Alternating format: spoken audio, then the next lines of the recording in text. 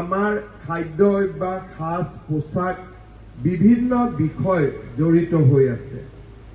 মই যোৱাকালিও এটা কথা উল্লেখ কৰিছিলোঁ, এই জনজাতীয় গৌৰৱ দিৱসৰ সময়ত আমি বিৰছা মুণ্ডাৰ জীৱনলৈ উভতি যোৱাৰ প্ৰয়োজনীয়তা আছে।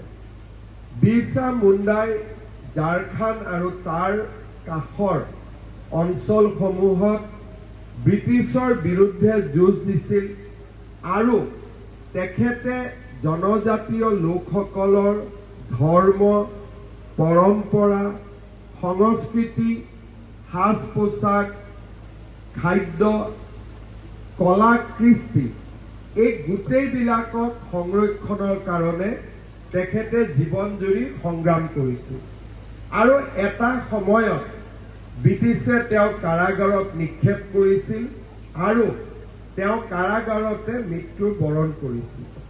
মই বিভিন্ন সময়ত আমাৰ অসমৰ পৰিপ্ৰেক্ষিতত এটা কথা স্পষ্টভাৱে কৈ আহিছোঁ যে জনজাতীয় লোকসকলে নিজকে যেতিয়াই শিপাৰ পৰা বিচ্ছিন্ন কৰিব তেতিয়াই আমি লাহে লাহে আমাৰ পৰিচয়বোৰ হেৰুৱাই পেলাম।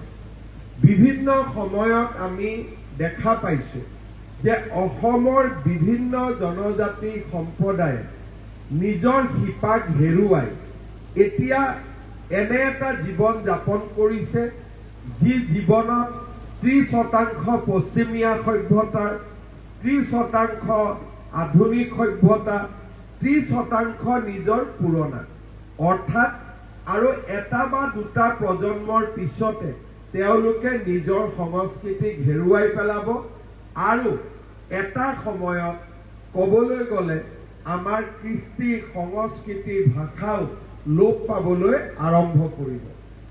অসমত 1968 চনৰে পৰা যি জনজাতীয় আন্দোলনসমূহ আৰম্ভ হৈছিল, আত্ম অধিকাৰৰ এক যি পৰিৱেশ ৰচনা হৈছিল, সেই পৰিৱেশৰ ফলত আজি আমি জনজাতীয় লোকসকলে বহল সমাজত স্বীকৃতি পাইছোঁ।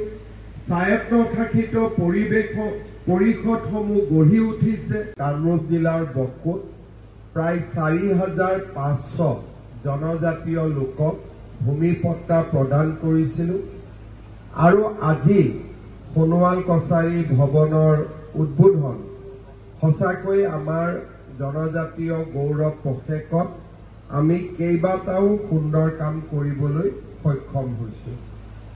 টংকেশ্বৰ সোণোৱাল ডাঙৰীয়াই ইতিমধ্যে আপোনালোকক সদৰি কৰিছে। 2005 চনৰ 4 মাৰ্চত সোণোৱাল কছাৰী স্বায়ত্তশাসিত পৰিষদৰ সৈতে ৰাজ্য চৰকাৰৰ বুজাবুজিৰ চুক্তি স্বাক্ষৰ হৈছিল। এই চুক্তি অনুসৰি জিলা সদৰসমূহত সোণোৱাল ভৱন নিৰ্মাণৰ সহমত প্ৰকাশ কৰা হৈছিল।